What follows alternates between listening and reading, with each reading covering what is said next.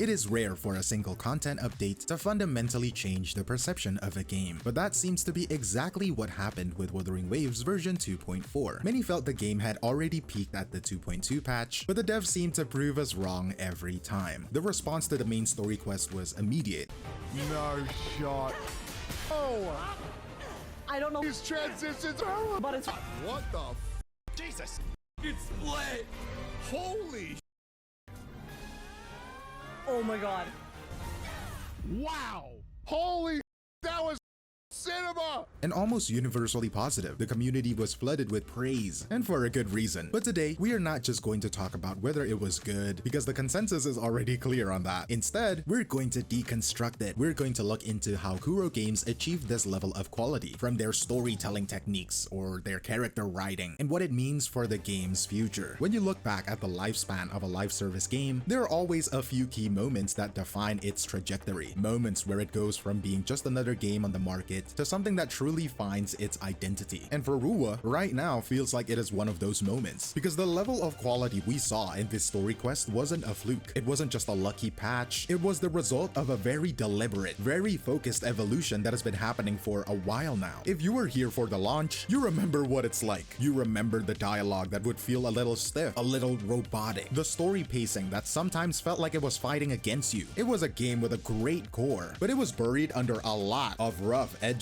What we are seeing now is the result of them sanding down those edges. The dialogue feels natural. The story moves with a confidence that respects your time. This update feels like Kuro Games is finally showing us the true identity of their game. It is a statement of intent. This is the new standard they have set for themselves, and it is the level of quality they're aiming for from now on. It is having an effect on the entire conversation around the genre. The old easy comparisons to other games, it just doesn't really fit anymore. But Wuthering Waves is now standing on its own 2 feet so confidently that it is forcing the community and its competitors to take notice on its own terms. So to understand how they achieved this, we need to look at how they actually told this story. The first thing you notice is just how cinematic the entire experience is. And I don't mean just the big flashy pre-rendered cutscenes, I mean the moment-to-moment dialogue. The camera isn't just static, it moves with purpose. There are close-ups, pans, shifts, and focus. The characters don't just stand there. Their expressions and the small animations are all directed with a level of care that makes a simple conversation feels like a scene from a movie. The transitions was insane. It feels less like you're playing a game and more like you're watching a really well-directed anime with subtitles. This sentiment was echoed everywhere. Many people have argued that this is probably the most cinematic story quest we have ever seen, not just in Wuthering Waves, but in the entire gacha space to date. But the execution goes deeper than just the camera work. It is also in the structure of the writing itself. The way the story unfolds is like different. It is not like the other girls.